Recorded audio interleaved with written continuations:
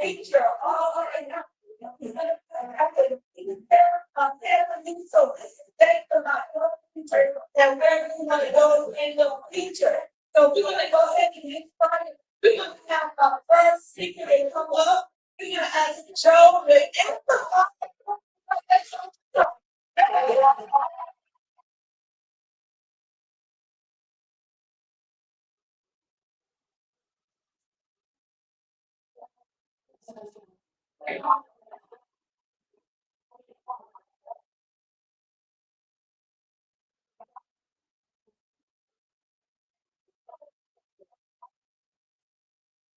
I wish that everywhere I can, that child, I could go to the store or to the gym, but figure it out and tell. But if I was going to that happened, that would be a song for me to play. So, some time ago, I had a conversation, was part of the conversation with a young man. And this young man during COVID, he decided that he was going to start a business. He was going to start a business based on AI. And this is when AI cultivating just has started getting some momentum during COVID. So recently I called him and we had a conversation. He told me all about it. He started when he was 16. Recently, at 19 years old, he just sold that company for $32 million. Wow. You heard me right. I said $32 million. So, with that said, that kind of sparked a lot of things inside of me. So, again, my name is Joe. I'm with the Director of Foundation. I'm the Research about thin water. If you want to bring a land collecting over age, we are here to help achieve your problems. So during the time that I had this conversation, something kind of sparked inside of me. And I thought to myself, if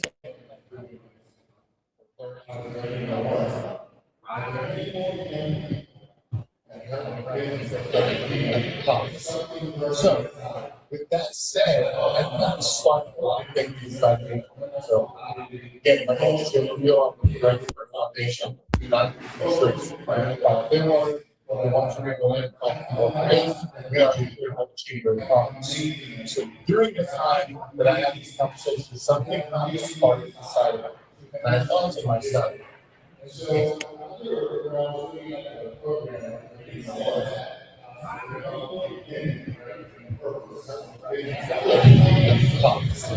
Testing 1, 2. that said, I kind of sparked a lot of things inside of me. So again, my name is Joe. We are the Director of Foundation. Not research about thin water.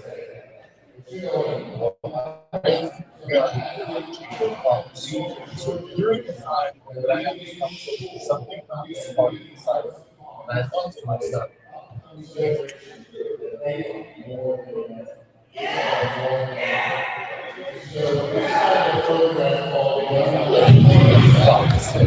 Testing 1, 2.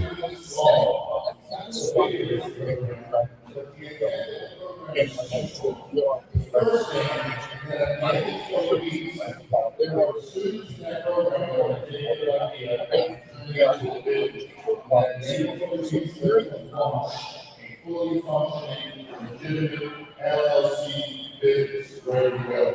So that's exciting because recently we just had from our last cohort, we had our program and the two students that won was an LLC business ready to go. Sixth grade, the other one was ninth grade. And the first thing they spoke to me about the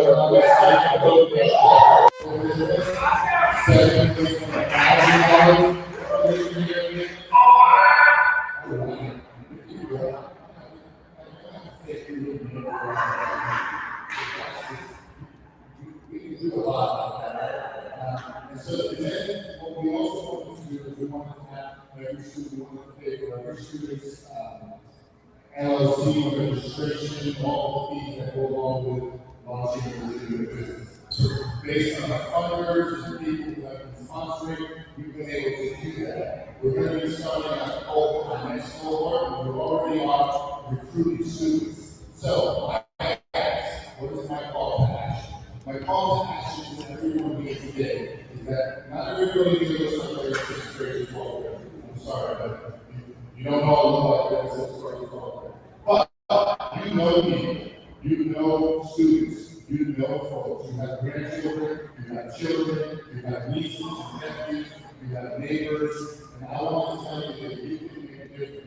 You can change the trajectory of someone's life.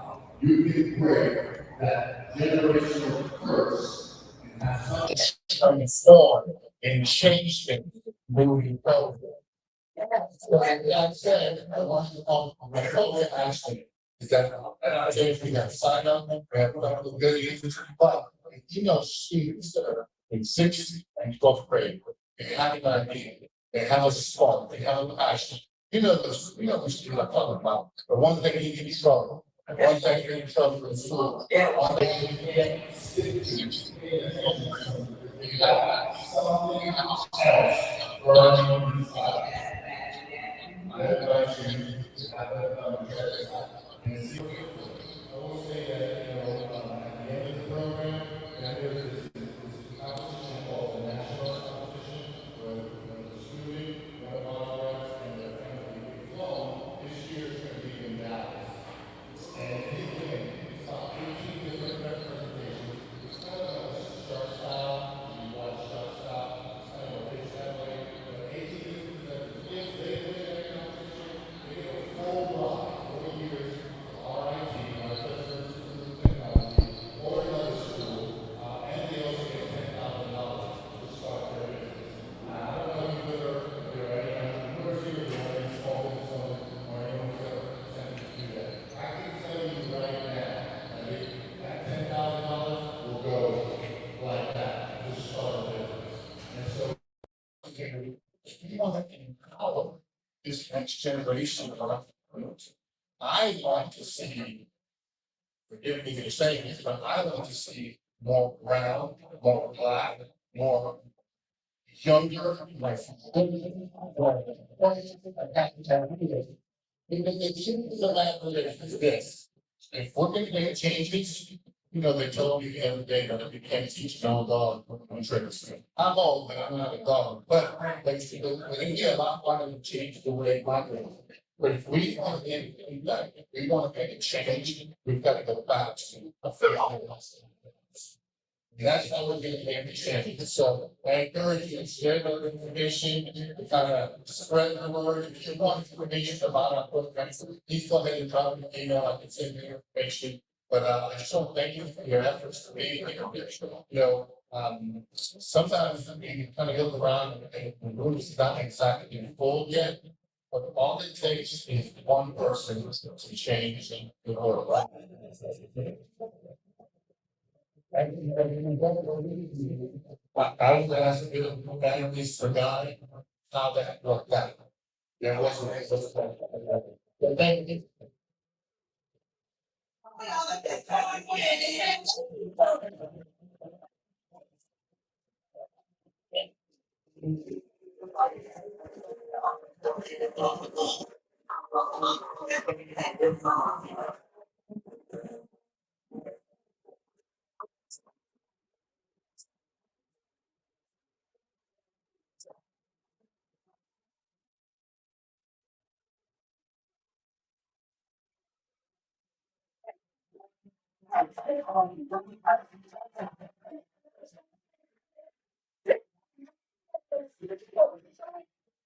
Just one person. So when I say my future, you said it means it right. When I say my future, I believe the other time. When I said my future, I want you to say it's right, right? My future. It is right. My future. It's right. My future. It's right. You don't need my head. You got my future.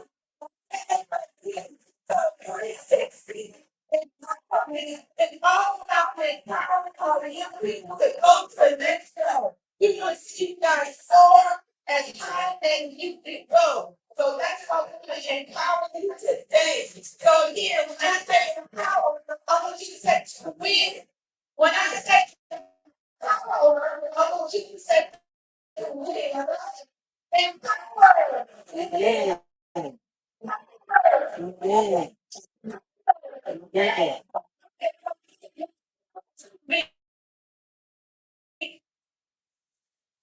Ministry also has a program called I Inspire. Inspire is a career focused program, and what that program is all about is giving you to meet other entrepreneurs, meet other career-related people like us and like us. But today, we have a coming up on the club, and we're just talking about how they got started, and when they got started, and what it takes for. So right now, first entrepreneur to come up, and I want you to come up for the Lord. Jesus.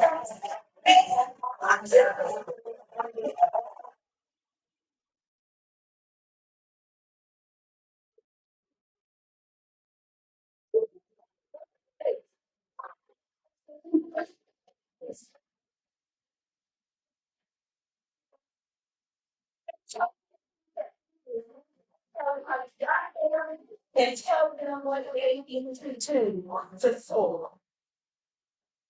Oh, everyone.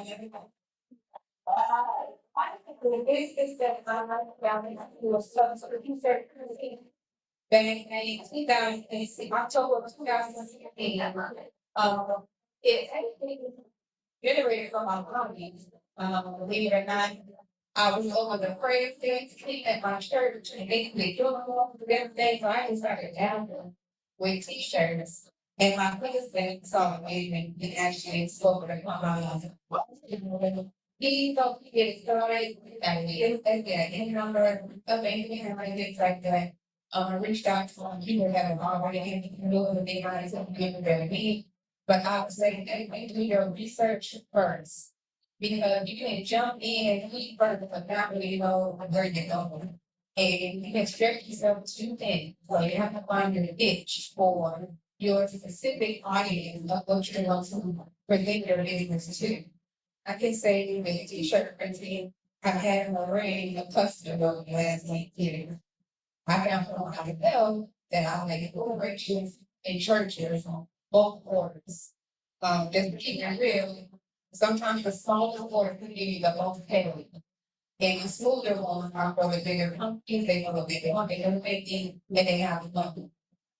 Cause you're gonna get a lot of inboxes when you have a business. Oh, I know that they ain't like that, and they ain't got no money. They just make it with you because they saw them. But to achieve it, keep God first. Pray over your business. Reach out to those that already have made it in business as well. And be willing to be teachable and make mistakes. It's okay to make mistakes. That's the way you get better. I made big mistakes when it comes to t-shirt printing, but I'm glad I made fix the issues. And now you can reach out to me for consultations. And don't get ready to say I charge this for paying for time and money. And for the 10 years that it took me to get that experience, they don't get how. So they gotta get for that experience that I've been through. And I'm just say keep God first and don't be discouraged. Keep God first, don't be discouraged, and don't make it how you want to in the beginning, it will get better. Keep on, don't get it.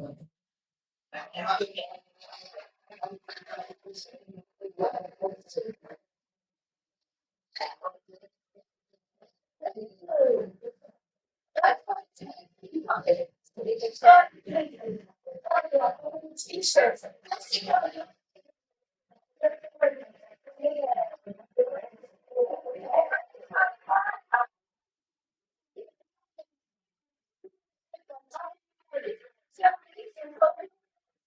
And he don't work. He just says, no, I love it. So when you talk about it, there's how it works. Oh, that's my mess. Big so that my mom is going to Marlene Bowen, and she is a nurse. So let's get up for Marlene. Woo-hoo.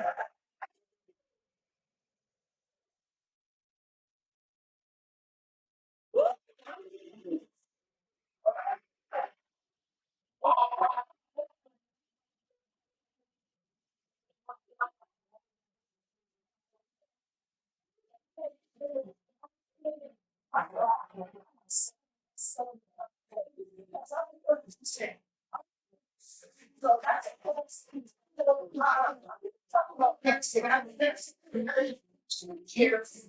And I went back to nursing. The third thing was sick. That was my first job.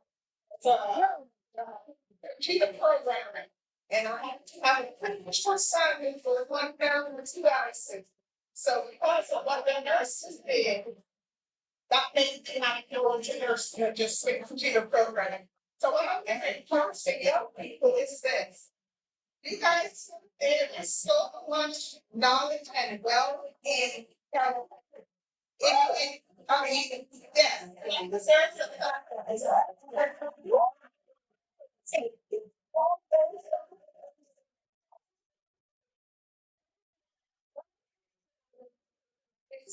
there's so many different areas. Florida Health is here, so we have been sending us stuff for yourself. There was so many different areas you can go in, whether it's cardiology, maybe, and the opportunities available for young people.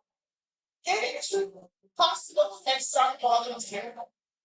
Volunteering is a way to get your feet in the door. And that way, different people and stay who you are up to get a job. Just start volunteering. So, grab their experience. Please encourage your young people. Start volunteering. If you feel it's enough. If you know the right person, they are in a way for this. And you're doing the right person, you're getting them for you. So I'm helping just encourage them. They don't even know what they want to do. And if you graduate, go and sit at home. Volunteer. Go and volunteer your services, like I said, in the GR, whether it's in OR, you may be a friend. It's who you know, and you will get one of the young people to have a job, So when you're patient, you don't know very well. And another thing that I wanted to actually encourage parents, making parents, so we have to encourage the young people, is help them choose the right choice in school. There is a programs in school that literally get your associate's degree once you're in high school. And that goes like probably 2 masters, make the right choice, the right classes. And that's going to help them excel so that they'll finish school and have halfway through to college. And that is very important, especially for our youth of today, because as we get older, they're the ones that take over.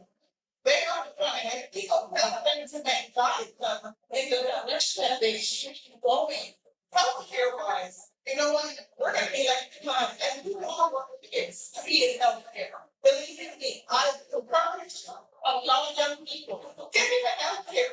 Number one, you will not be on the phone. Okay, I'm looking at the street. You guys say don't be like money. I am. I am looking at you. Yes, ma'am. So, with that being said, please encourage your young people to get into health, presidents, jobs. They can start volunteering and more. And again, it's who you know that that's that light stop. And it just starts. So, for myself, I don't think in the ER, I've done a shower nursing for 15 years. It can take a whole lot of places, a whole lot of places. One of the things that I wanted to was travel. So, I think that don't travel all kinds of safe. It's safe, I'm traveling to, and it's not on my way, but at the same time, it's safe. So this is a narrative.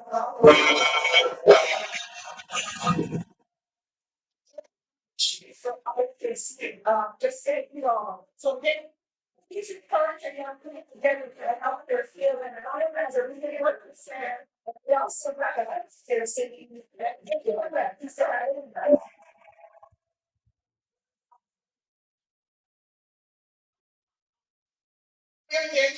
So again, we get what you going there and all the nurses there. God bless.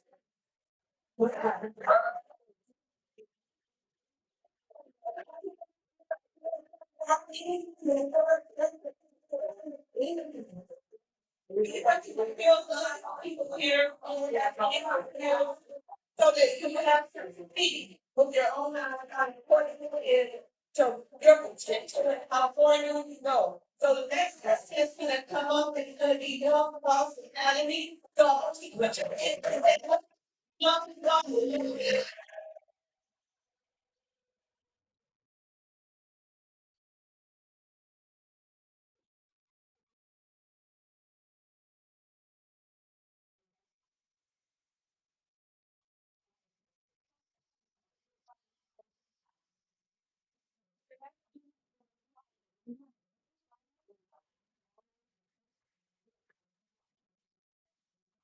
Yeah, yeah. A little better.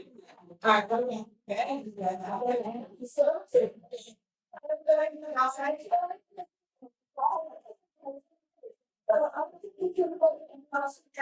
One thing to do is when my passion, we go around, we talk to a lot of women, children, young men, young women, and we encourage them to situation of learning literacy. Financial literacy is very, very, very stress out what to do. It's just stress out the fact that as children grow up, a lot of people don't take time to pour into them on what it takes. Now, like, different phases of investment of those, learning about sales, learning defining, and it's very important for our community on how to say how to put it in the right places so that it's transparency with one that is supposed to. We just miss that information. That's something our life a lot of times compared to others. So it's very, very important. It also can St. Petersburg College, we kind of get elementary school, we kind of empower younger people as well. Again, I'm it's very, very important, very vital.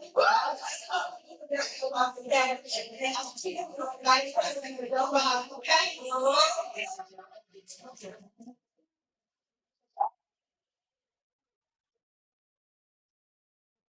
Thank you, young. Let's give him another round of applause.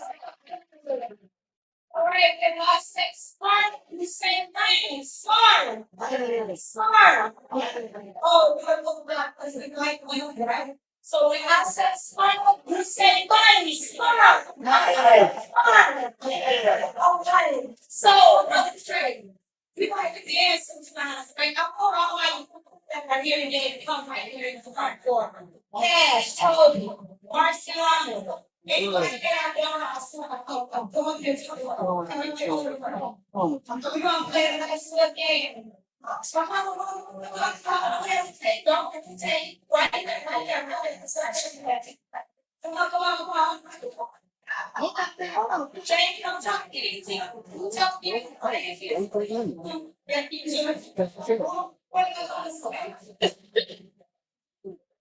Come on, just pray. All right, you can show. We gonna play. I want to see how you show it, okay? You stop. You see the well. So we're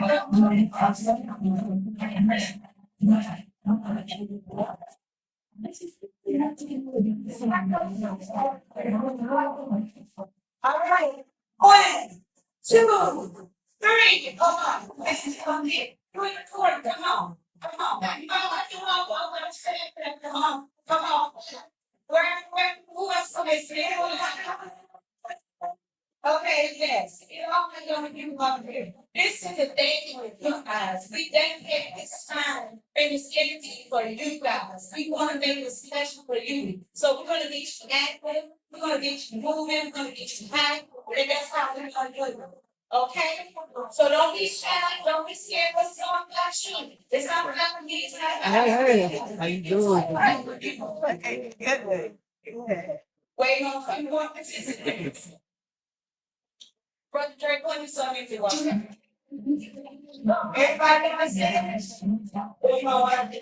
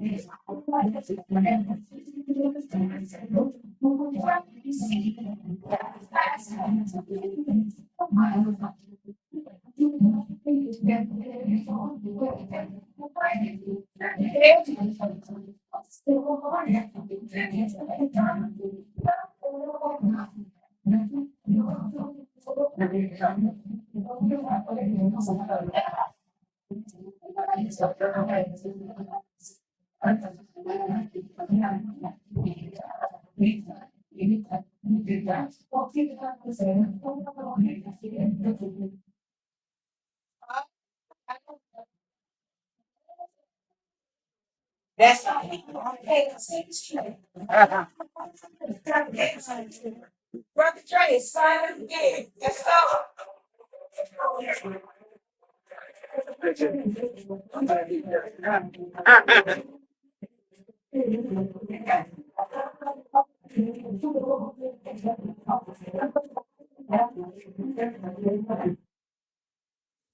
Yeah.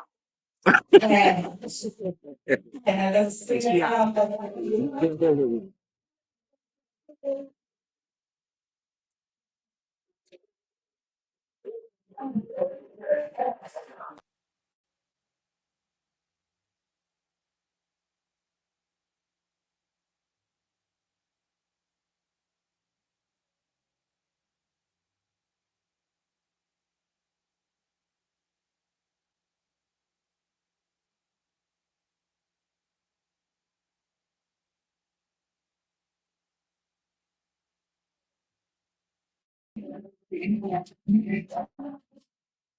just a way. You know.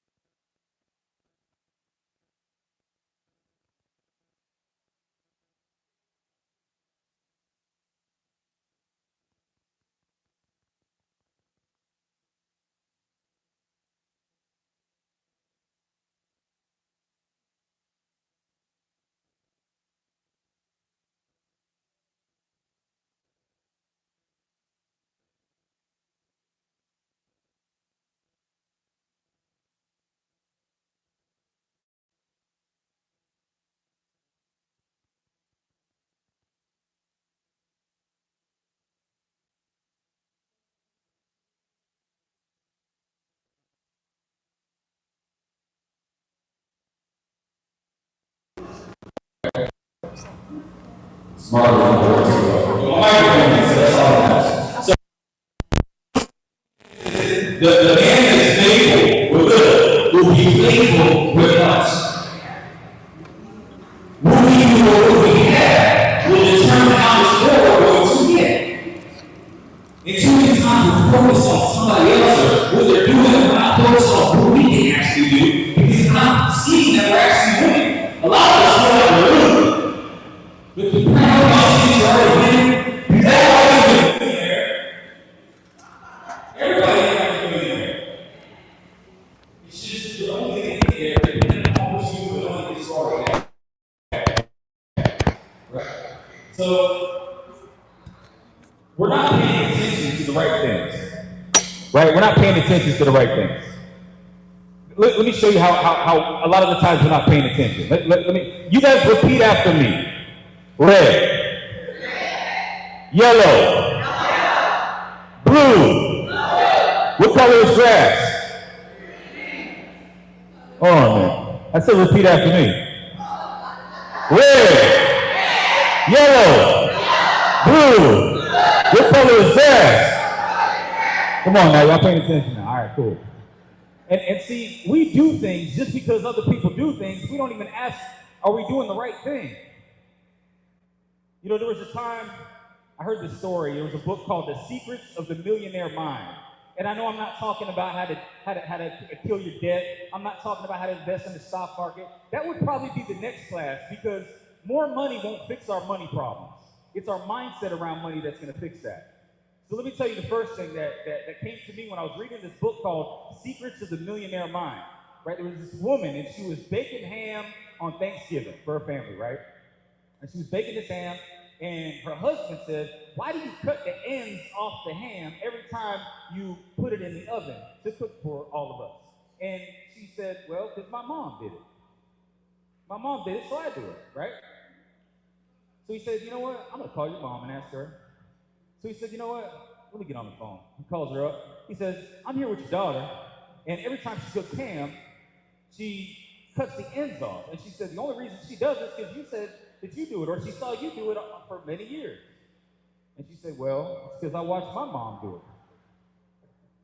So now he's like, oh, thank God, her mom's alive. Let me call your grandmother, because I can't get an answer from your mom, so let me call your grandmother, right? So he calls up her grandmother, and he goes, hey, so your wife here, my wife here, your granddaughter here, every time she cuts ham, and she cuts the ends off the ham every time she puts it in the oven. Well, she said that she does it because your daughter does it, and your daughter says it's because you do it. So what's going on here? She goes, well, honey, my pan was small. So I had to cut the ends off the pan. I had to cut the ham to make it fit in the pan. And she goes, oh, well, the pan my wife uses is a lot bigger than the ham. She goes, I don't know. But what that means to tell me is that a lot of the times we just do things because other people are doing them. And we're just followers, following followers. You know, there was a study done back in 1975 where they took a bunch of caterpillars and they put them on the top of a pot, right? And inside of the pot, there was a plant in there. But the caterpillars, they just kept going around and around and around the top. They kept following the leader, right? Following the leader. There was food in the pot, but they kept following the leader. And they were like, you know, let me go down there and get that food. You would think that they would think that, but nobody did. None of the caterpillars did. So they all died.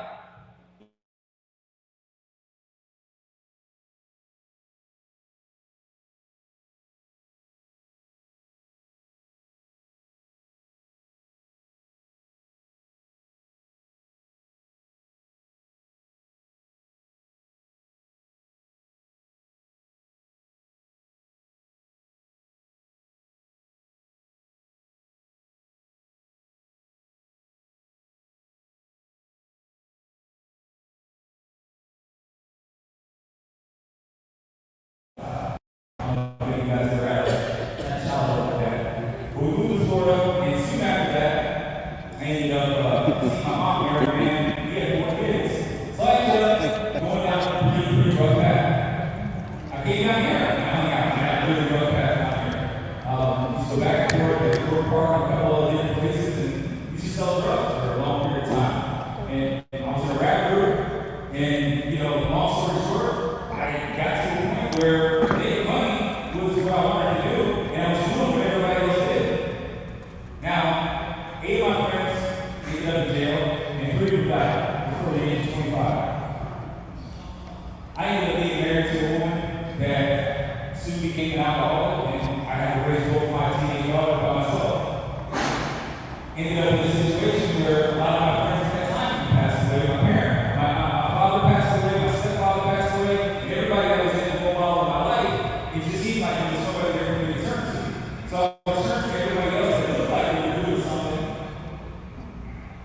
just what it looked like. It wasn't really what it was, but that's all I saw, right? So I was just around people that were making money. It didn't matter what they were doing. I didn't care. I just wanted money. I just wanted my box shit, a 1987 box shit, with 24 rim. That's all I wanted. I thought I was cool. I was like, you know what? This is what I want. This is what I tell people that. And they don't want it from me. So that's what I want. So I'll do that.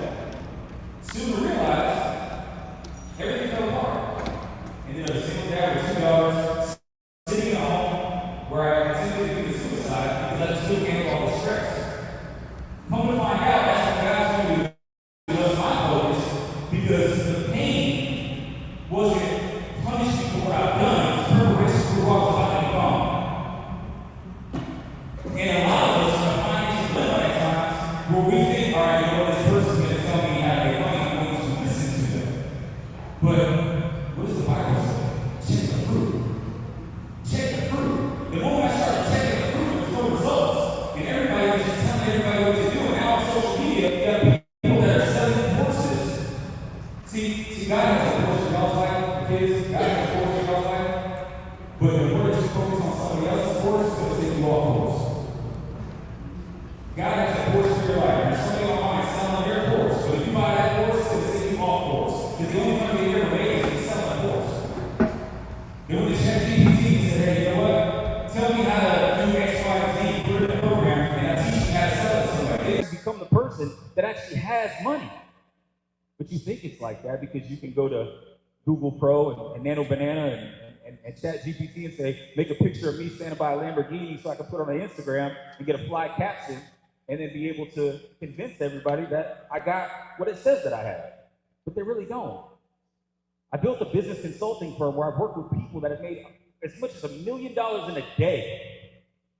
7 million followers on Instagram, massive influencers, right? But what happened? They lost it all. They never were able to do it again. And a lot of them drink themselves to sleep. They don't have a relationship with God and they just fall apart and everybody in their family is depressed. Why is that? Because the root of all evil is what? The love of money. The love of money. There's nothing wrong with getting money, as long as you become the person that's going to do the right thing with the money. See, you got to have a vision. It also says in the scripture, without a vision, the people will perish. So if we don't know what to do with the first dollar, how's God going to trust us with 100? How's God going to trust us with 10,000 if we're not doing the right thing with $10? Would you want to give somebody you know that has no vision for the $10? They come around and say, let me borrow $10. You ask them what they want it for, you just give it to them. I mean, the Lord does say, hey, you know, if somebody asks you for it, we're not to judge what they're going to do with it, right? But some of us are very giving. I say all that to say this, right? It all boils down to what you do with $1 is going to determine what you get with 10. So I don't know if you guys are investing in the stock market. I don't know if you guys are, you know, in a situation where you're in a tremendous amount of debt and you're wanting to come out of those types of things. But all the answers are in the Bible. And I think too many times do we go to somebody that's preaching the word just to get you to buy something instead of actually going to the message in the word. We focus on the messenger instead of the message. And sometimes we got to stop listening to the influencer, stop listening to the person online and check the real fruit. Because a lot of us will end up in a situation. I invested into a trucking company last year, and the guy told me I was going to get a dividend and it was going to pay me. And I actually got a client of mine involved in it also. And it ended up being a scam. But they showed me everything that was necessary to do. Now, I literally put a person in a bad situation. You know, I believe vulnerability is transparency, right? I'm not going to sit here and tell you the mistakes I didn't make, right? Because it allows me to become better and grow from it, because none of us in here are perfect. Amen? So I'm here to just tell you that when you're focusing on investing your money, you have to control the money that you already have first. Where is all your money going? What subscriptions are you paying for currently that you don't even use? There's things out there like Rocket Money that you can download that actually tells you all the subscriptions that you have. There's all sorts of things online. You can just go to Google now and say, hey, create me a debt tracking PDF. I don't even have to give that to you. I mean, you could just do that. Everything is available to us. But see, there's one of two things, and there's one of two people that are here today. There's either action takers or there's note takers, right? You can take all the notes in the world, And you can either be building up your bookshelf or you can be building up yourself. It's either self-development or shelf development, is what I like to call it. So don't take the information here that you're going to get from all these speakers today and all these things and just actually say, that was cool, that sounded great, I like that line he said, I might be able to apply something like that. No, take it and immediately apply. Because we have to take ownership, then we take action, then we get to take off. Right? But that's really what it's all about, is accountability. And until we actually focus on how we can become better. Too many people in the communities like this, what we end up doing is we look at the environment, we look at the neighborhood, we look at the people that are around us. Sometimes we get so consumed by what's around us that we don't see how great we are as a person. And it's like God created all of us to be just a remarkable image of Him. And if there's anything that I could tell you guys today, it's truly knowing that you have to start. You have to start. Because if God put it on your heart, then God's going to play a part. But you got to start. And I see some young people in here. I see some people that may not be so young. But I'll tell you this, I have a client right now. She's 65 years old, and she teaches women that are over 50 how to deal with grief and anxiety and pain, stress, doing it through the scripture. And by serving God, she's been able to actually get herself in a situation where her husband died and she didn't have anything left, and she's doing about $20,000 a month. But why? That sounds like pretty decent money for some people. But what's happening here? She's thinking about the problem from the pain that she went through, right? So we all go through some things. But like I was saying earlier, pain is not punishment for what we've done. It's preparation for who we're about to become. And all of us right now sometimes are afraid to lean in the thing that's painful. But that's what God gave you as a gift for others. Sometimes God has to have us go through what we have to go through in order for us to create something of a solution for other people to grow through. So yeah, I didn't talk about 1+1 and how the stock market gets you 7% returns and things like that. Definitely could. I got a lot of business cards, and if anybody wants to talk about that, I could love to help them, but I really didn't want to pitch anything here. I just really wanted to let people know that more money will not solve your money problems. It's your mindset around money that will. And if you're focused on people that are just making money, that's probably all they're doing. They don't care about it. They don't care about where you're going. And I've seen it firsthand, is that it's not how much money you make, it's how much money you get to keep. Whether it's focusing on your solid foundation of life insurance, to make sure you don't have any generational curses and you can leave generational wealth, but there's also taxes involved in that too. So make sure that you find somebody that's certified. If you're looking for a financial planner, you're looking for somebody that's some type of just a financial expert, make sure that you're looking to see that they're certified. Because if they're not, there's people online that say they're wealth coaches all day and they have no designations and certifications, so they're not held to a standard that the government can't. They can say whatever they want and anything can happen. So I just want you to check the fruit and know that what you do with a little will be exactly what you do with a lot. Now, she mentioned something about a Q&A, or a workshop, but what I'd like to do is there any type of questions when it comes to building wealth that you guys have? I talked a lot about mindset, but anything specifically, whether it's talking about, how to eliminate debt, whether it's talking about how to have a tax-free retirement, whether it's, life insurance, whether it's, generating, money in the stock market. Does anybody have any questions at all?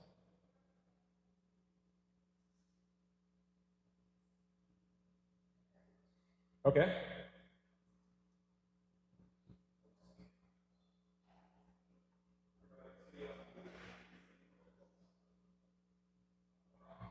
All right, I'm a business entrepreneur. I dabble in a little real estate, and I'm a real estate investor. I'm also an event coordinator. I wanted to find out in the businesses, when you establish them, people are out there. They're on social media. This is what's disturbing. They're out there. You're trying to do what they do. You're seeking their help. You're going online. And I've done all of this, different walks. They are not helping you. So is there how would you say, helper in the city that can help people get started with their business, get them on the right track, get them going, making sure they're thriving. Because I think I heard Mr. Amplify talk about a young man who had a business, then turned around and grew so big he was able to sell it for a nice, wealthy profit. So is there anybody out there that helps accept those people on social media? They ain't helping, and I tell them all the time, get on social media, you ain't helping us. Because I've yet to ignite what I'm trying to do, and I got 5 businesses. It's a really good question. So the first thing you want to do is go to a reputable organization. So get off the internet and go to a bank, number one. If there's anybody here, is there any other financial advisors here that have any booths at all?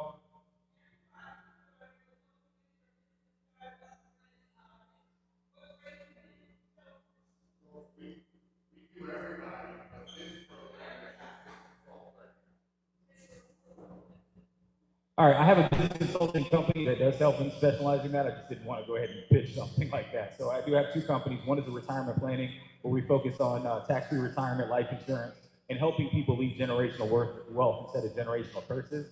The business consulting company really does set up solid foundations for organizations to make sure that you're looking at it with an exit plan from the beginning.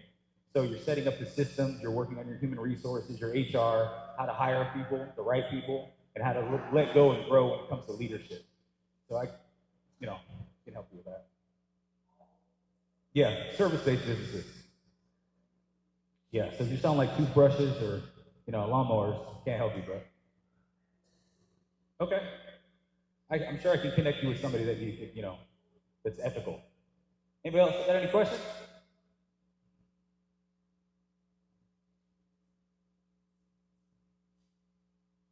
All right, well, here's the thing. Sometimes we get into such a financial crisis, we can't find something to be grateful for. And I think gratitude is really the solution to eliminating anxiety, fear, anything that really can tear us down. So I want you guys to do one thing for me, is take your right hand, and if you could take your right hand and put it on your chest where your heart is really fast. And I want you to tell me that if you could feel something. I know I can feel mine still a little faster than y'all because I'm up here talking. But if you can feel something, that means you're winning. It means you're winning. I go to an app every single morning called worldmeters.info. Worldmeters.info, and it tells me how many people didn't get the chance to wake up today. And by the end of the day, it usually is about an average of 150,000 people. So if you're ever going through a financial crisis and you feel like you're just not winning, you woke up today. You woke up today. That means you're winning. Because if I could give you guys $1 million right now, I'm sure anybody would probably go ahead and say, I'll take it. But if I told you I give you $1 million right now, and tomorrow morning you don't get to wake up tomorrow, would you still take it?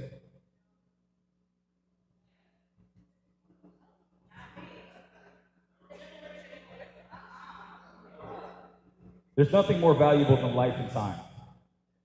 So don't get caught up focusing on the money so much that it turns into your idol, because that's going to take you down the wrong path.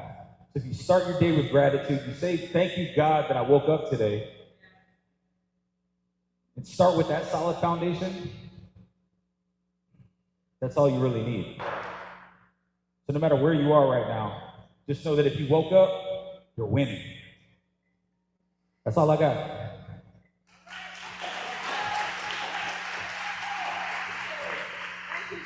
So we appreciate that. We got some exciting right now for our young people. We hope everybody have tickets. So we actually going to get everybody involved.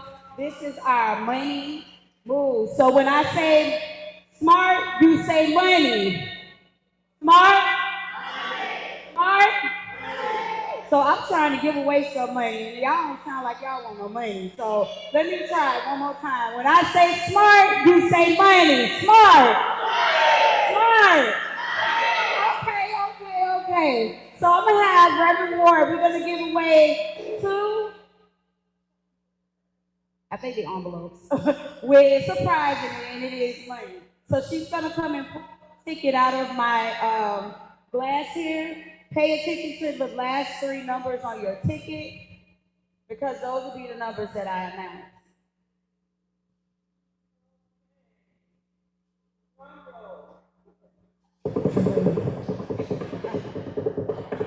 So my first runner-up, ticket ending in Z029. Whoever has a ticket ending in 029, come up.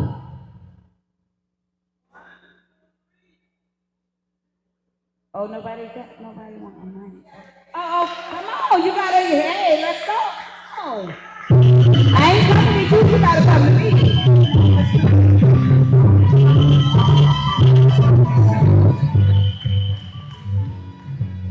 Congratulations.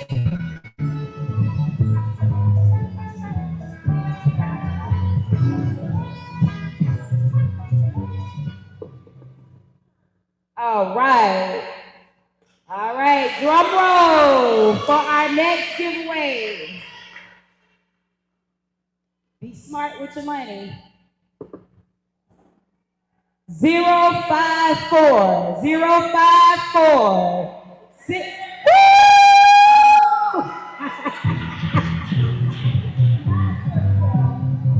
Congratulations. All right, all right. So I do have a very, very special guest here. He was actually not on the program, but I am going to introduce her because she is my sister, she is my friend, and I love her dearly. She's going to come up here and do a real quick selection for you guys. Her name is Juanita Page, so I want you guys to give her a round of applause while she comes up here for us right now.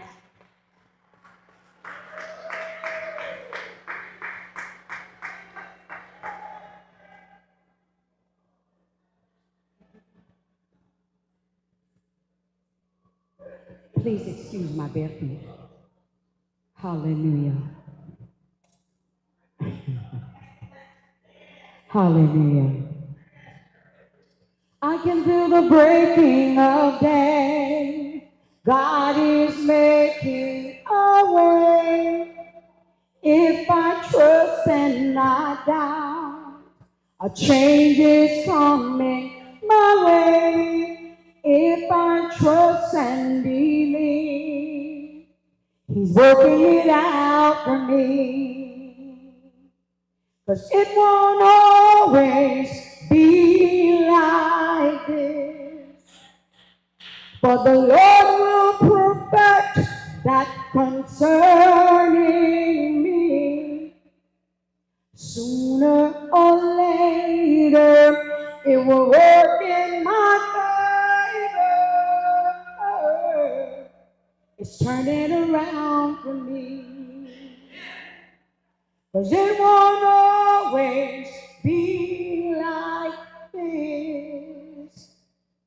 For the Lord will perfect that concerning me.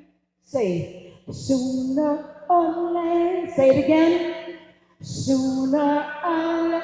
Say it again. Sooner or later. It'll work. It will work in my favor. It's turning around for me. Say sooner or later. Sooner or later. Say sooner or later. Sooner or come on. Sooner or later. Sooner or later. It will work in my favor. It's turning around for me. Why is that? Because what I lack, God is full of. And where I'm broken, He makes whole. And what I'm down in, God is sure. So I will trust the lover of my soul. Last time. Was what I lack, God is full of. And where I'm broken, my God will make me whole.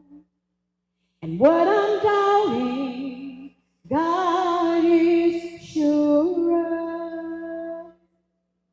So I will bless and I will trust the lover of my soul. Yes, I will trust the lover of my soul. God bless you. Thank you so much. We love you, Sister Paige. We love you. All right. So we know that in today's world, it is all about politics. Politics is so, so important. And young people, your voice matters. Your vote matters. Your ideas matter. Your opinions matter. This is what brings about change. So my next speaker, she is coming from Black Voters Matters. And she is Sister Gavelyn Robinson. Come on to the stage. Oh, I'm sorry, she's gonna come in front. I'm Gabrielle Robinson, and I want to, just for a second, before I get into what I do, I want to talk to my young people first. I grew up, how many of you have ever seen or have you heard of the show called The Wire? You know what that show is? Anybody? Oh, I see a hand back there. Anyway, I grew up in Baltimore, Maryland. The area is Liberty Heights. And if anybody here knows about Liberty Heights in Baltimore, it's a rough area where they shot The Wire. And my dad, I'm the daughter, granddaughter, great-granddaughter of Christian pastor. And my father boxed when he was in the Army. And growing up, I was a tomboy, and so he taught me how to box. And through that, I developed a love and admiration for Muhammad Ali. Anybody heard of Muhammad Ali? Like, I can tell you anything, like, I love Muhammad Ali. But it was more than just his boxing. It was the way he spoke out, especially after he lost his title because he refused to go to Vietnam. And he talked about how I'm not going 10,000 miles away to fight some people who ain't never called me. I'm not going to say the word. But, he talked about what had to happen here. And from that, I loved, because I knew how to box, I loved to fight. And I would fight every day. Like every day. I wouldn't start the fight, but I couldn't stand a bully. So I would put myself in the position where they would swing on me first, and then it was on. I'm like, I'm boxing you, I'm knocking, I'm punching you in the mouth. And so every day I'd come home and I'd be in trouble, but my dad would be like, did you win? And I'm like, yeah. So that was the thing. But as I got older, that physical fighting turned into fighting verbally. And so I want to talk to my young people because I was always the one, whenever something was going on, they were like, why you always got to say something? Why are you always talking? Why are you always? And so I know sometimes for our young people, when things are happening and you see things, you may go through that same thing. You may experience the same thing where you're always being vocal. It's not that you're trying to be seen. It's not that you're trying to be loud. It's just that there's something about injustice. There's something about when people are doing things that you know are wrong that you cannot be quiet about. You cannot be silent. And I don't believe that we should be silent at all. And I never really thought about it being courageous. What's so funny is I am extremely introverted. And it's funny because I used to fight all the time, but I don't talk that much. This is like there's Gabby, that's my nickname that everybody calls me, and there's Gavril. Gavril is up here now. That's my full name. But Gabby is the one always at home, doesn't talk much, you know, but Gabriel is the one who will punch you in the mouth. So, so not physically anymore, just, you know. So I want to tell my young people, never be afraid to speak up. Never be afraid to fight for the rights of others. Never be afraid to fight for what you know is right. Because eventually you're going to be blessed by it. It may not seem like it at the time, and it may seem like people are, you know, making you feel bad, but it is always the thing to do. And so I want to talk a little bit about what I do, because my job actually has a title. Um, I am a professional. I'm a professional community organizer. Who do you know, very famous, who started out as a community organizer? As a matter of fact, he was president, Barack Obama. He was a community organizer in Chicago. And so what we do, I did not start out as a community organizer, but I'm tying this all back into the fact that I used to fight all the time. So it went from fighting with my fists all the time to going to college and being very outspoken and fighting against the injustices in school. Then I became a college professor, which I did for over 20 years. And I ended up, when I was at Clemson, we shut down the administration building because they weren't treating people right. So it went to fighting with my fists, fighting with my mouth, fighting for the rights of other people, for my students and everything like that. Then I moved to Florida in 2019 and started teaching at USF. That was at the height when DEI started, when they started taking diversity, equity, and inclusion out of the schools. And I started fighting with the president of the university, Rhea Law, to the point where I said, I can't do this anymore. And I left the profession that I had been in for 23 years, and I started working with Black Voters Matter as an organizer. I cover all of Central Florida, all of the counties in Central Florida, but my main job, if you're curious about what an organizer does, I'm going to give you the definition. A community organizer is a professional or volunteer. The difference is one gets paid, one doesn't. Who unites residents to address common concerns, advocate for social change, and build collective power. Does anyone know? Can you tell me what collective power, what you think that means? Collective power. What is it? All of us.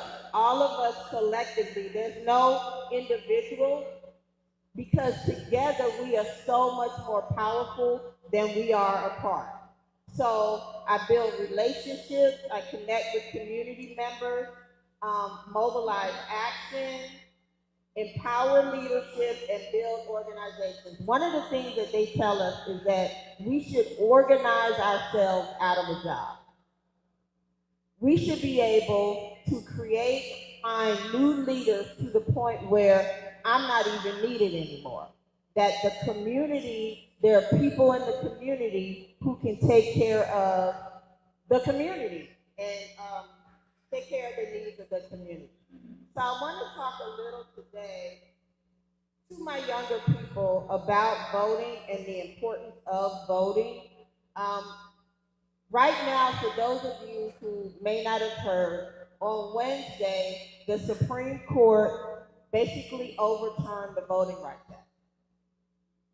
In 1965, March 6, 1965, 600 people, including John Lewis, and some of you may remember when they crossed the Edmund Pettus Bridge, or when they attempted to in Selma, Alabama, and they were beaten by law enforcement. Well, the outrage over that beating of those 600 peaceful protesters is what caused then President Lyndon Johnson to sign the Voting Rights Act of 1965. He did that in August of that same year. And basically what it did was it prevented our government from discriminating against us, and I'm talking about black people, voting, having poll taxes where you had to pay to vote, or literacy tests, or all these different things. It got rid of all of that, and it said that you can't deny everybody has to have equal representation and power. Well, back in October, Black Voters Matter took 7 buses from 8 states up to Washington, D.C. to the Supreme Court. And there we heard Louisiana versus Calais, which was the case where the state of Louisiana was suing because they needed more districts, they needed more representation. And on Wednesday, this past Wednesday, the Supreme Court overruled that, which completely eliminated Section 2 of the Voting Rights Act. Immediately after that, and I have one of my phones up here, the other one, we call them war rooms when something happens in the country and we have to do immediate response. The governor of Louisiana canceled their election. And they're like, oh, we're about to redraw everything. Alabama is doing the same thing. Tennessee is doing the same thing. What happened in Florida this week, they completely redrew all of the districts. So if you live in St. Pete, if you live in South St. Pete, we are now a part of Sarasota. We're in Manatee County now. This affects everything. And I think, hold on, let me explain to you the importance of all of this. So when you don't have any representation, that affects schools, healthcare, housing, jobs, transit, environmental justice, public safety, community resources. So St. Pete, Kathy Castor, who was in St. Pete, now she's got to fight for her job and go up against the people in Manatee. Who do we have now? He retired. Rusan, who's no longer, he's retiring this year, but there's an election. The people running for his seat no longer have that same district. Like I said, we are now a part of Sarasota. And it's all to eliminate our collective power. So as a community organizer, we're in these war rooms now. There are lawsuits flying everywhere. Another one of the things that we're talking about doing that we'll hear more about are some of you are old enough to remember what a freedom ride is? Freedom rides, or you may have heard of them. Well, we're about to get on the bus. 10 days. Our goal is to get as many people registered to vote as possible. Because the only way we're going to combat this is through our vote. Our vote is our voice. And I know some people may just be tired of politics, but what I always say is, as Black people, the one thing we know how to do is survive.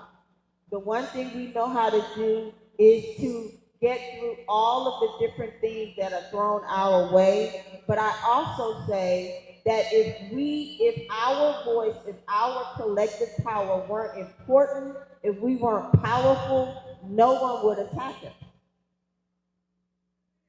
You know what I'm saying? They wouldn't attack us. I mean, if you know somebody's weak, why are you attacking? No, it's because they understand our collective power. And so right now, in this moment where this nation, we're being separated, we're being put into districts, we have to use our mouths, our voices, our collective power, and say, we are not going to take this. Our church this year, we have a new motto that says, we got us, and we do. As people, as citizens, we have to collectively take care of each other. because at the end of the day, nobody else is going to. Let's keep it real.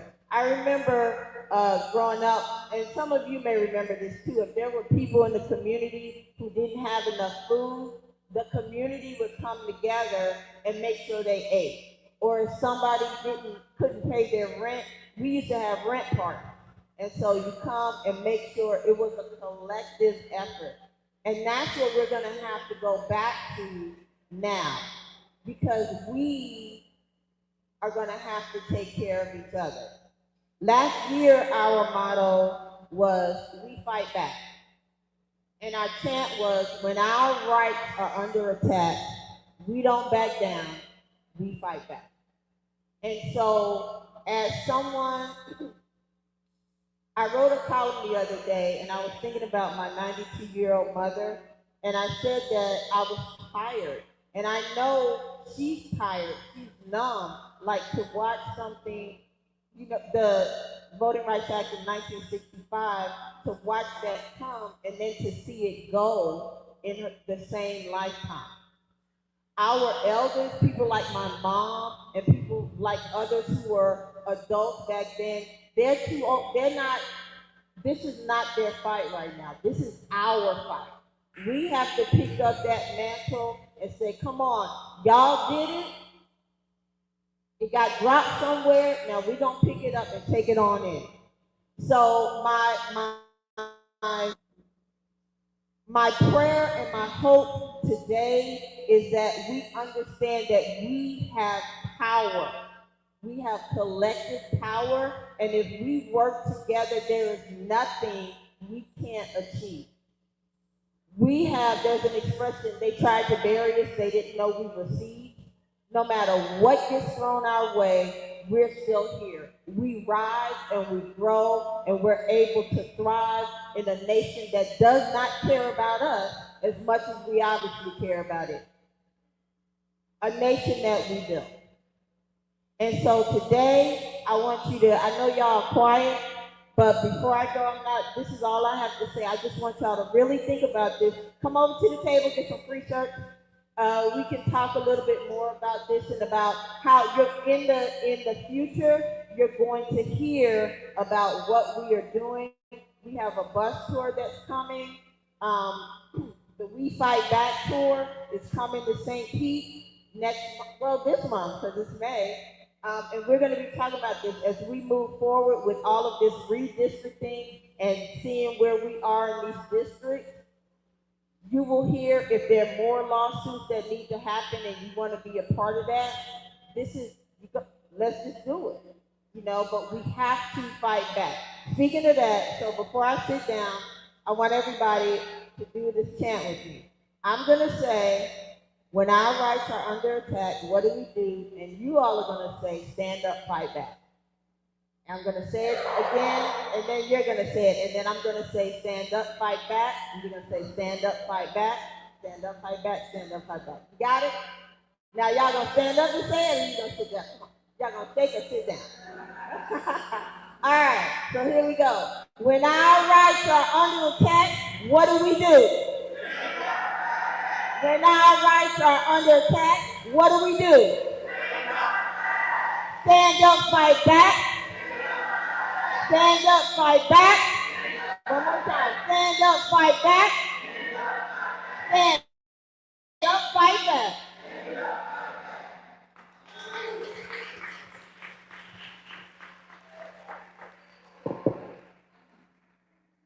Yeah.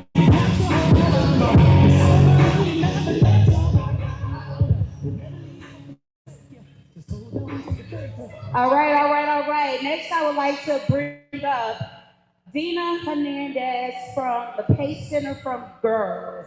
She is going to come up and introduce her organization to you guys.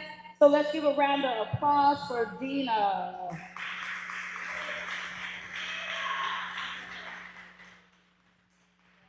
Thank you for having me this afternoon. So you're probably like, PACE Center for Girls, what's that? Well, what we are is we help each girl find the great in herself. As we just mentioned, is finding her voice. And that is unique to each girl and how she finds her voice and finds her greatness. We are a day program here in Pinellas County. We serve middle school and high school girls. We provide academics, counseling, and life skills. Life skills teaching them how to budget, how to cook, things that you basically need to survive in our communities. With this, each girl comes to us with their own unique story. We don't judge, we don't ask, we just support. We find ways to be successful. May that be just getting a fresh start, catching up on her academics so she can walk across that stage. Maybe that's just listening, hearing her out and what she has to say, because no one has for a while. Whatever she may need, we provide for her to be successful. So each of our girls, they find their way to us, and we give them the tools and the resources that they may need to be successful in our communities. Some girls stay with us for a year, some girls stay with us for 4 years. Again, there's no cost to it, it's just they need and want to be there to find the ways for them to succeed. So thank you very much. I'd love to share more if you're interested. I have a table over here with some resources that you can take a look at, and reach out to our outreach counselor, Miss Eunice. She is great and wonderful and can answer all of your questions. So thank you for having us today. Thank you, Dina. Thank you. So everybody check her out. As she said, they offer a great, great program for girls. Thank you so much, Dina. Thank you. All right, so we are winding it down and we are moving on to our next speaker. Our next speaker is coming forward. He is going to be touching base on mental health. But before we bring him up, I'm going to have Tamika G come up because she is one of our leaders here that does specialize in financial literacy. So I'm going to have her introduce herself. And then after that, we're going to have a few questions for one of our board members with Dominion Helping Hands. His name is Bishop Hosea Ward Sr. So after Tamika, that will be the next voice that you hear. Good evening. Thank you for inviting me. Thank you to the Dominion Helping Hand for inviting me. Again, my name is Tamika Dahal. I'm with Expert Business Advisors. I'm in the middle of bringing in Speaking Wealth Daily. Speaking Wealth Daily has been on my heart for a long time, so let me back up. I'm a nursing home administrator. I've been a nursing home administrator for a lot of years. I transitioned as an entrepreneur because I saw the effects on our lives in regards to building our business and building our business, structuring it the correct way and structuring it in a way where we start building generational wealth, financially wealth. I also have created several books where I talk about Speaking Wealth Daily. I have merchandise on Speaking Wealth Daily. I just want to know how many of our legacy builders in here can tell me what is the difference between a social security number and an employer identification number? Parents don't help them. And it's okay if you don't know. That is why I'm here. There is a difference between your social security number and your EIN number. I have information in the back at my table to tell you a little bit more about it. Again, my name is Tamika Gaham, and thank you. But I want to say to all the legacy builders in here, each one of these kids in here are going to go home with the conversation that I would love to hear today. They're going to be talking about generational wealth, financial wealth, and they're going to start manifesting it in their life, and that's what we are here for today. Thank you for inviting me. Have a great day. Woo, let's give it up for Tamika Gaham. All right, so if you guys are wanting to know more about financial literacy, we have Amplify Clearwater, and we have Tamika Gaham here to give you the resources that you need to obtain your financial stability. Now, I'm going to ask Bishop Hosea Ward Sr. to come up. He is one of our board members at Dominion Helping Hands. I have a few questions that I'm going to be asking him so you guys can get a feel of the type of members that we have in our organization. And you guys can actually know that these people, they started off as entrepreneurs as well. So, Bishop, let me get you a mic.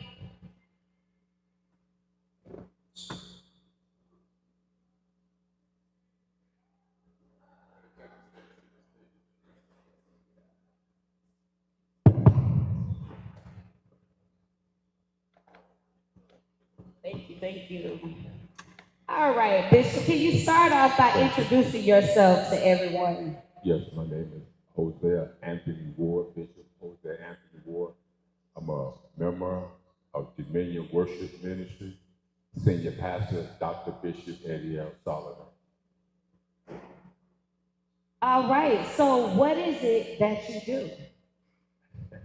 Play golf. No, my career was, I was a welder. I was a welder. I started welding in 1979, and I finished, and I went out in retirement in 2010. My print is all over this place. You see the pods that they pick up to deliver the thing? When pods started out, there was a place called J.W. Avenue in Clearwater. My city, little wheels under there, I had to weld them things. Them big old things, that's mine. You see them bikes them guys wear, it's paralegal to play in Olympics and for this. It's called top end. I did the cosmetics, it's called TIG welding. And so I have welded all over this place. I done built awnings. I done worked in the shipyard. Welding is a very, very good field to go in for those that do not want to go to college. Right now, I looked it up, they're making anywhere starting off at $25 to $30 an hour. Now, you can go 6 months at the apprentice program over there at P-Tech over there. Matter of fact, I went and got AC over there. And you come out of 6 months and you go walk on a job demanding at least 25. Another thing about welding, you could go to the moon and weld. Because when they go to the moon, they're gonna need welders up there, TIG welders.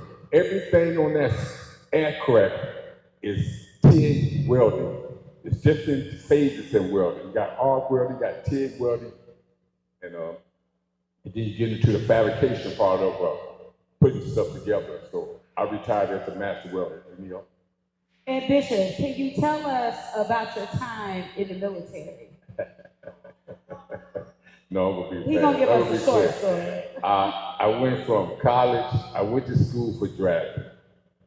I didn't take mechanical classes in high school. I took workshops and stuff like that and drafting. I thought I was going to draftsman, but I found out I was a better welder, and I took the course and I switched over.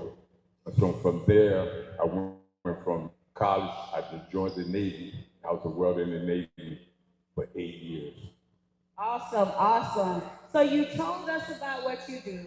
You told us how you got here. Can you tell us what we need to do to stay stable in our position? Stay stable in your position. If you find something you love, as they say, you will work forever. When I got into welding, I loved it. When I found out I could weld, I found that I could make money. And it's a big thing. Before I went to welding, I wanted to go and be on a job that I could be clean, you know, not get my hands dirty. But it's money in getting your hands dirty. And that's how you can stay stable when you find something that's really passion for you. Awesome. Thank everybody give Bishop Hosea Ward Sr. a round of applause. Thank you, Bishop. Thank you. So you guys heard it from some of entrepreneurs that we know, that you guys might know, but the way to stay stable is to find something that you're passionate about. And it tends to be, if you're passionate about it, you're going to stick with it.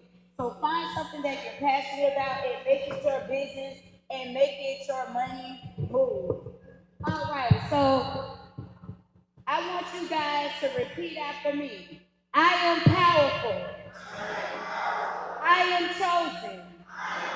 I have purpose. I will succeed. I'm built to win. One more time. I am powerful. I am chosen. I have purpose.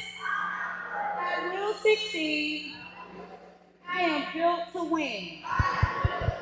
My next speaker is Michael Moreno. He is coming up to speak to you about mental health awareness. I'm sorry. Yes, mental health awareness. Come on, Michael Moreno. Everybody give it up. Through, man. Y'all come on over. Yo, what's up, St. Pete? We here at Charles Park, man. Y'all come through. No, everybody stand up. Bring around, everybody stand up. Everybody stand up. Everybody stand up. Everybody stand up. Come on, stand up with me. Stand up with me. I know y'all be nice there. I'm sorry, bro. I want y'all to listen to this song right here. I came across this track last week. And it's been my anthem ever since. But no matter what you're going through, God is in control. Even the trauma that you're going through, God can use that for His good. God can use that for His glory. See, sometimes we feel like we're at the bottom and that we can't rise to the top. But when you understand like I do, everything that's at the bottom, it has no choice but to rise to the top. Because see, that thing, if I got to fall down, I'm going to fall on my back. If I can look up, I can get up at the end of the day. So God is in control. Y'all feel me? How y'all doing today? Say, P, make some more. Say, P, make some more. What's up, baby? Before they get old, see mama rock when the bills came due. See real ones change, didn't know what to do. Had nights I prayed not knowing if God heard, but He was working even when He said no words. God's in control. But I still got hope. People said I wouldn't be nothing. Now I'm still standing and they still wondering. God in control. Y'all make some noise in this piece, man. Oh, weak, man. Y'all make some noise in this piece. I'm talking to you. I'm a high energy guy. I'm a high energy guy. I always see the athletes all week, so I'm a high energy guy. So I need y'all to make some noise for me right now. Y'all good? All right. Y'all may be seated. All right. Well, I bring you greetings all the way from Polk County, 86th Street. All right. Born and raised. Talk about trauma, talk about mental health. All right. Anybody know who Mary J. Blige is? I know the older people should know who they are. Anybody know who Mary J. Blige is? Yeah. All right. Mary J. Blige had a song called No More Drama. Right? All right. So we're going to talk about no more trauma. No more trauma. All right. Here's the thing that I want you to understand first. It's understanding and knowing who you are. Right? Identity is so big right now. It is so big right now that you can't scroll down your feed without somebody trying to tell you something, somebody trying to show you something they want you to see about them, what they doing, what they got going on. At the end of the day, you understand? So when you're going through that stuff and you scrolling and then you're looking at, man, that looks good. Wow, they balling, man. They balling out of control. You know, the kids, they got the IG, they got the money all up on their arm. You know what I'm saying? They got the sack of money right here, doing like they doing it big, and not even knowing sometimes that's fake money. They go online and buy the sack of fake money just to get on Instagram look like they balling, like they doing everything. They ain't got nothing. Like my man said earlier, they flossing. You think they bossing, but they flossing. All right. And so what we do is we take on that identity because it looks good, it looks appealing. But at the end of the day, what you don't understand is there is some spiritual aspect to trauma. Because what you attach yourself to and what those people that you're trying to identify yourself with, their problem becomes your problem. And so what you don't want to do is allow your issues of today to be your burden of tomorrow. So whatever you're dealing with, the best thing that you need to do is to deal with it right now. The truth, how old do you guys think I am? How old do you guys think I am? 25, 42? Can you take it? I'm 48. 48 years old. 8 years ago, I got a phone call from my wife. And I was going through something in my life. And see, trying to be a good father, good husband, be a mentor. I've been mentoring kids for over 2 decades. trying to make moves, ministry, it all comes with burdens. And it all comes with things, especially when things ain't going the way that you want them to go. It comes with its own trauma, right? And so I was in this period of my life where I was going through this traumatic experience. And I wasn't talking to nobody, I wasn't saying anything, but I was hurting on the inside. How many of y'all be hurting on the inside? Smiling on the outside and full of pain, full of frustration, full of anger, full of bitterness because of what I've been through. I didn't expect my life to be this way, but it's coming this way, and this ain't what I expected. I want something better for myself. I want something better for my kids, trying to build a better life for them as well. So you go through all these traumatic experiences, and I was going through that, trying to build a business, trying to grow ministry, and all this other stuff in between, while trying to mentor kids and telling them they can be what they want to be, do what they want to do, and all that stuff. I'm dying on the inside. So my wife gives me a call. She said, "Baby, are you okay?" I was 40 years old at the time. And so I'm telling y'all this so y'all don't have to be older trying to deal with issues. 40 years old, 8 years ago, 40 years old. I broke down on the phone. I said, "No, baby, ain't all right." For the first time in my life, I admitted I wasn't all right. And as men, that's what we don't do. We don't cry. We teach our kids, especially in the minority communities, boy, be a man, don't cry. That's a lie from the pit of hell. Because we ball up these emotions, right? And then when we start getting aggressive, now it's a problem. But we created that problem because we said, "Boy, don't you cry." Well, what else are you supposed to do?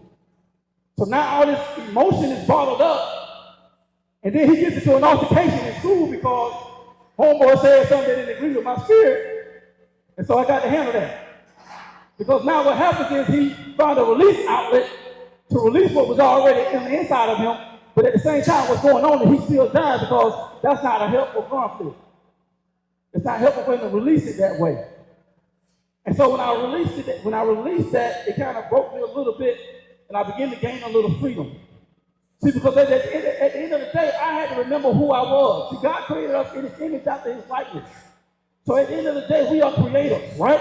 But here's the thing that God, even the all-knowing God, had enough sense that when he created Adam, that he said Adam couldn't be by himself. That he had to create him a helpmeet, which means he gave him assistance, right? So what we try to do is we try to take on these feats by ourselves. We try to take on these goals and dreams by ourselves. We try to handle these emotions by ourselves when God said himself that Adam should be alone. So what makes you think we should handle this life alone? If you don't have a mentor, you should have one. Now, here's something that I watched, and I got to get on you young people. Now, when she was up there and she said, "Repeat after me," I didn't see no mouths moving. I saw all the adults moving, all the young people just sitting there. See, everything what society wants you to think, everything got to be gangster, everything got to be hard. When you listen to the music, it's all gangster, murder, kill, party. Everything that you listen to got to be hard. There's no love nowhere. And then we say, "Ain't no love for the hood." No, ain't no love for the hood because we killing the hood. With the stuff that we producing and calling it music, calling it positivity, but we killing the hood. So we got to shift the narrative. So in order for us to shift the narrative, we got to understand who we are. That's not me. That's not who I was born. I am not my mistake. I want y'all to repeat this after me. I am not my mistake. You were born with a purpose, on purpose. It don't matter how you got here, you are not an accident. At the end of the day, no matter how you got here, if you came here through a traumatic experience, guess what? You are here. You still have purpose. You still have value. But what happens is we lose ourselves because we're watching everything around us and we lose who God has called us to be. So now what happens is, this is my homie right here. So now I look at Michael and I look at what Michael got going on. Michael speaking, Michael going all over the world, and think, "Man, I want to do that." Not knowing that he's going through his traumatic experiences, right? So now I'm talking about a spiritual exchange because I'm trying to become him. Not knowing that subconsciously I'm taking on his issues. So the thing that he's dealing with is subjective to come through the screen, to come through the ears or whatever, and it's taking a nature upon itself, upon you. So when you're listening to certain things, that's why it's so pulled on emotionalism, because music is all about emotionalism, right? So if I got you say, "I'm just listening to the lyrics." Next thing you know, you're repeating the lyrics. That stuff is getting in your spirit. And now what you did, now you attach a spiritual traumatic experience based upon music. I watched a video on Instagram. It was Lil Uzi Vert. And believers was in, I'm like, what the heck y'all doing now? And all of a sudden, you heard his voice change. A demonic presence filled that concert. Everybody started screaming and moving, started running over each other, trying to get out the building. This stuff y'all listen to. But y'all don't understand it's actually producing traumatic experiences. Because it's a negative experience that you're emotionally attached to is not positive for you. And then it's shifting your identity. And now you're trying to take on that. And then you're like, oh man, that's not for me. But now it's too late because it got you. And now you got to learn how to deal with a traumatic experience. So that means you got to talk to somebody, whether it be your counselor, whether it be somebody that you can confide in, whether it be your pastor, whether it be your parents. You have to talk with somebody. You can't keep that stuff on the inside. Because once you know who you are, here's the thing, guys. I say this all the time. When you know who you are, people can't tell you who to become.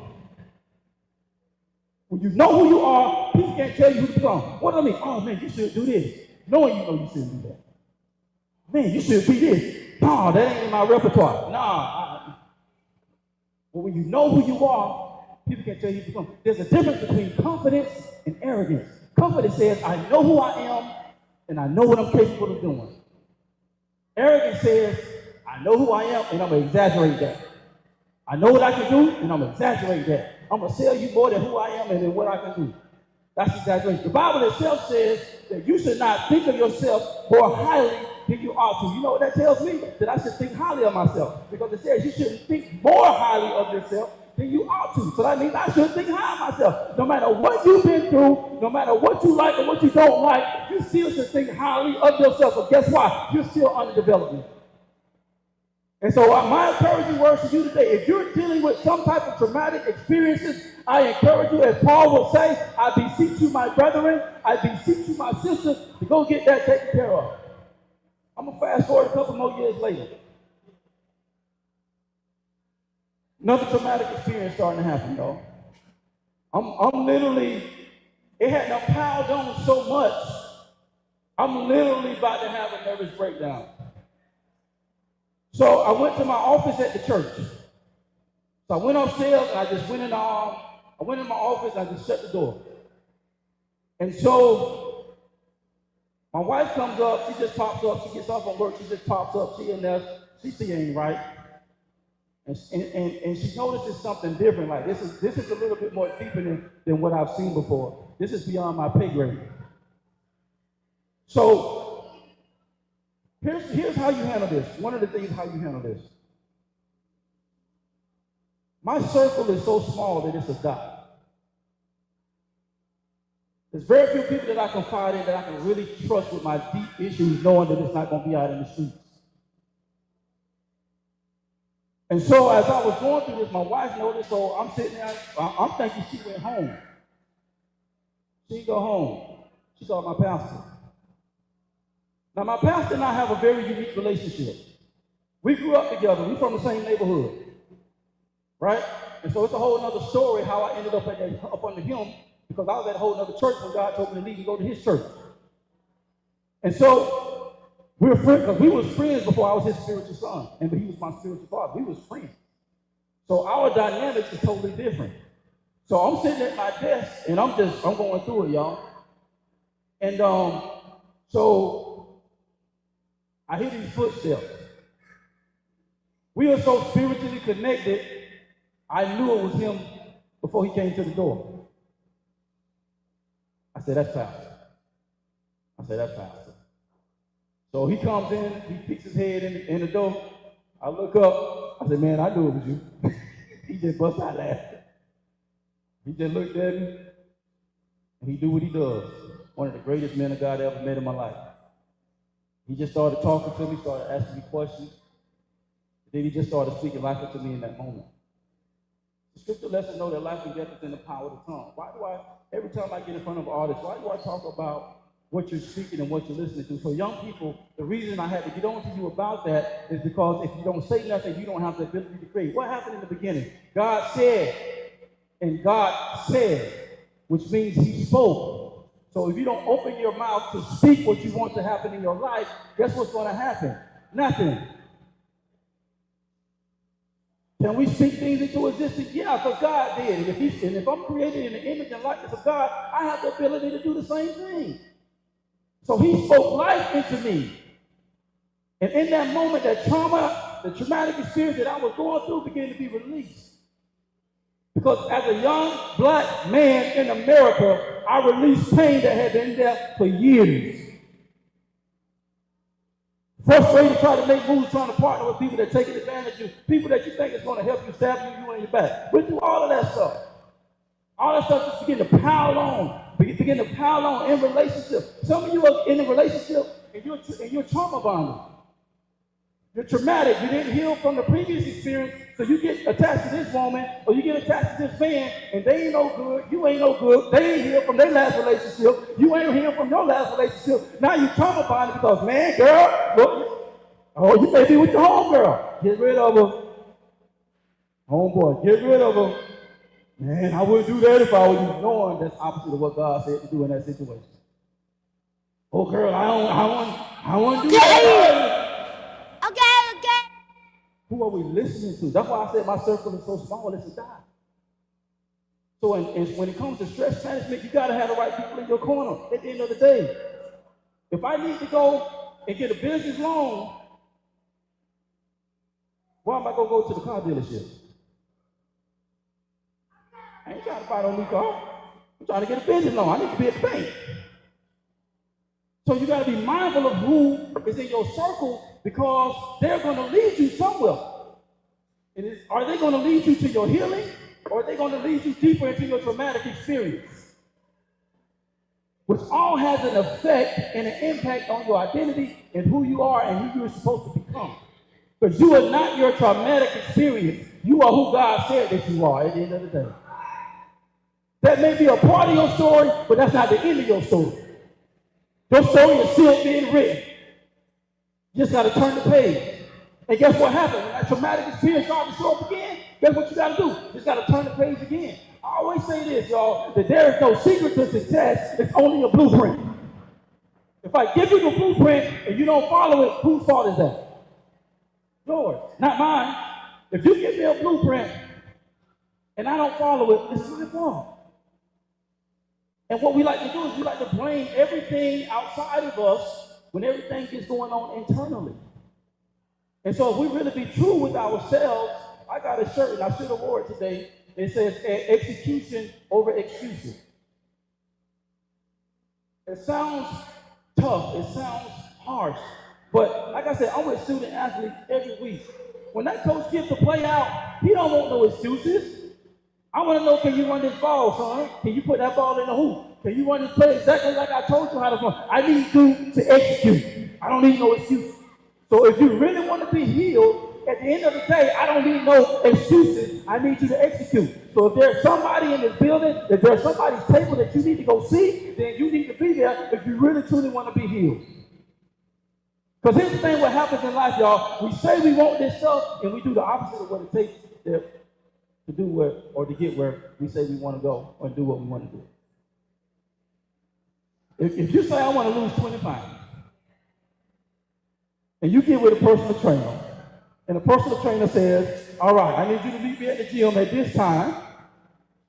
This is what I need you to eat when you wake up for lunch, and this is what I need you to eat for dinner. Big God. And if you do everything opposite of what that trainer said, what are your odds of you losing them 20 pounds? You're gonna gain more. So there's no secret, it's only a blueprint. So when somebody is doing what you want to do, and it is a genuine, heartfelt connection, then why would we not do what they are telling us to do? But a lot of times we want to do what we're familiar with. We want to do what's in our environment. And then that's what we do. And then we continue to build, I heard somebody say earlier, these generational curses.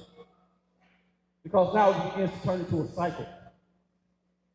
So let me get a couple answers real quick. Who'd be brave enough to say? Do any of you guys, young people, Big God. do you know what your strengths are? No? Anybody know what their strengths are? What's your strength? I can tell you one of my strengths. One of my strengths is resilience. I can handle pressure very well, henceforth my breakdown. I don't recommend that for everyone. But that's part of my makeup. That's how God built me.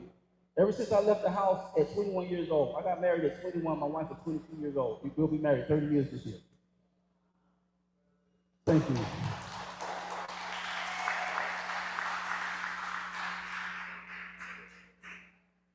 So I left the nest early. But I went through a whole bunch of more stuff I can tell you about that I don't have the time for.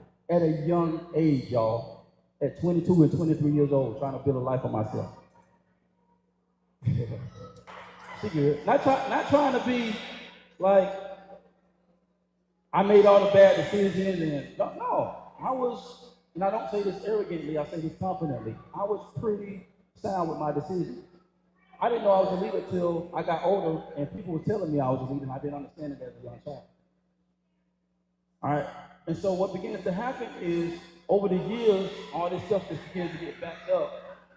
But what it did, the good that came out of it is I became a very resilient person. So I know that about myself. So there's an old proverb that says this right here, know thyself. So you need to know what your strengths are and you need to know what your weaknesses are. So that's how you begin to handle that stress. You can begin to shift that responsibility to where you don't have to deal with it on your own. That's why, once again, I said, that's why my circle is so small that it's a dime. Y'all feel me? And so when you're going through stuff, you gotta find a way to get that stuff off you so that way you can heal. You don't want to be the 45-year-old dealing with the 16-year-old. The 16-year-old girl that never dealt with the traumatic experiences that she had. The 14-year-old young man that never dealt with the traumatic experience that he had. And you're 35 and you're 40 years old. You know why? Because you done already built these habits. There's 20+ year gaps of habits, and it's going to be really hard to break that stuff. So my encouragement to you is whatever you deal with, I want you to remember this. If you don't remember nothing else I've said, you are not a mistake. You are not an accident, and you are not your past decisions.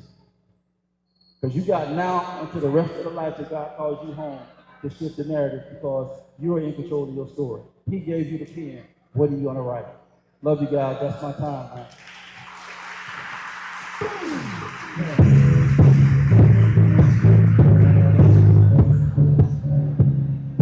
All right, Michael Morena. Let's give it up for Michael Morena. Thank you. All right, so I have another special guest. He's going to come up and talk about transformation. This gentleman, he can give you a great insight on transformation. He has been through it all. So please pay attention when he comes up.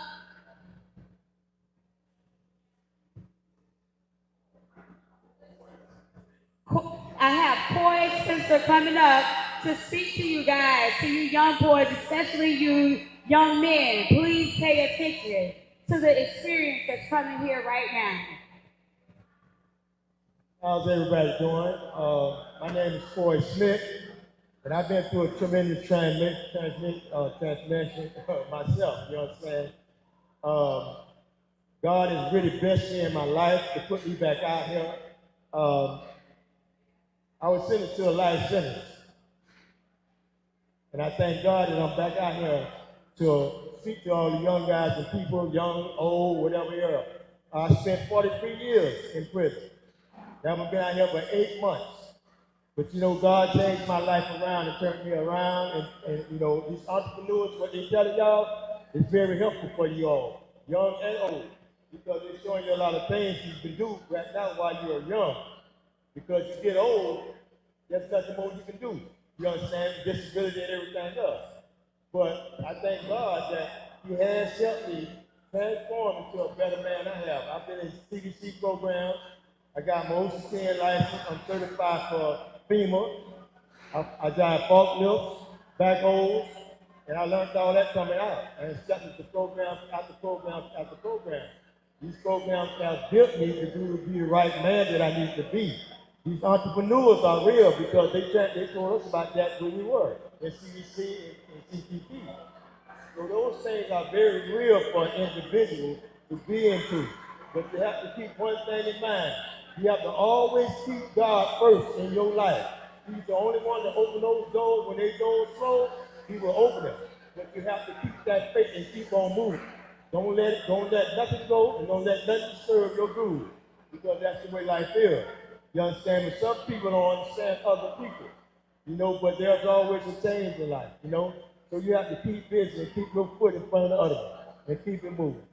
That's all I have to say. And thank you all. All right, y'all. So we want to thank y'all for tuning in. Thank y'all for watching the broadcast. We're going to be here for a little bit longer, so there's still time. Y'all come on over. But we're going to conclude this broadcast, and we'll be back. Yeah. But thank y'all for tapping in. Thank y'all for tuning in.